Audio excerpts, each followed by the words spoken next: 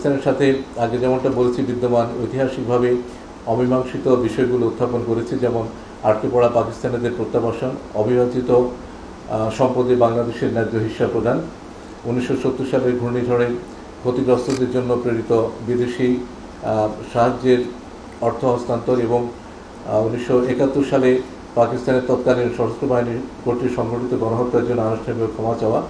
আমরা বলেছি দক্ষিণ এশিয়া বাংলাদেশের বন্ধু প্রতিবেশী দেশ হিসেবে আমরা পাকিস্তানের সাথে বিদ্যমান ঐতিহাসিকভাবে যে অমীমাংসিত সমস্যাগুলো আছে সেগুলো দ্রুততম সময়ের মধ্যে নিষ্পত্তির মাধ্যমে একটি মজবুত, কল্যাণমুখী এবং ফরওয়ার্ড লুকিং সম্পর্ক গড়ে তোলার জন্য পাকিস্তানের সহযোগিতা চেয়েছি এবং এ লক্ষ্যে আমরা একযোগে কাজ করার উপরও গুরুত্ব দিয়েছি। আমরা সার্কের আওতায় সহযোগিতার গুরুত্ব তুলে ধরে এর পুনরুজ্জীবনের আহ্বান জানিয়েছি, যাতে দক্ষিণ এশিয়ায় আঞ্চলিক সহযোগিতা, স্থিতিশীলতা এবং উন্নয়নকে এগিয়ে নেওয়া যায়। আমরা ওআইসি সনদের উদ্দেশ্য বাস্তবায়নে বাংলাদেশের প্রতিশ্রুতি এবং মুসলিম উম্মাহর স্বার্থে কাজ করার ব্যাপারে বাংলাদেশের অঙ্গীকার পুনর্ব্যক্ত করেছি।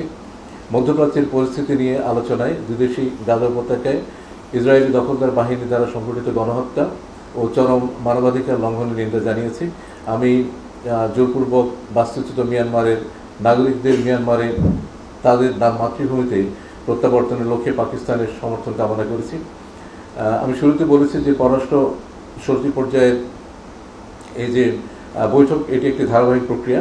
সেই প্রেক্ষিতে উভয় দেশের মধ্যকার দ্বিপাক্ষিক, আঞ্চলিক এবং বৈশ্বিক পর্যায়ে আমাদের চলমান সহযোগিতামূলক কার্যক্রম সমূহের বিষয়ে আজকের পররাষ্ট্র সচিব পর্যায়ের যে বৈঠক সেখানে যে বিষয়গুলো আলোচিত হয়েছে সেগুলোকে পরবর্তীতে এগিয়ে নিয়ে যাওয়া এবং আমাদের জন্য যে সমস্ত অগ্রাধিকারমূলক ইস্যু আছে সেগুলোকে পারস্পরিক সদিচ্ছা এবং ঐক্যমত্যের মাধ্যমে সমাধান করতে অবদান রাখবে বলে আমরা মনে করি।